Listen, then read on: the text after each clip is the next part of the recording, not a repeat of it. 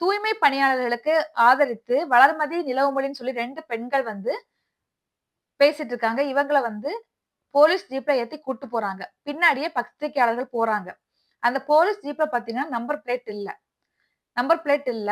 இந்த பத்திரிக்கையாளர் வந்து பின்தொடர்ந்து போயிட்டே இருக்காங்க. இவங்க யூ டர்ன் போட்டு 1 ஹவரா வந்து எங்கேயுமே போகாம, போலீஸ் ஸ்டேஷன் கூட்டு போறோம்ன்னு சொல்லிட்டு, யூ டர்ன் போட்டு கடைசியா சேத்பட் போலீஸ் ஸ்டேஷன்ல கொண்டு இறக்கி விட்டுருக்காங்க.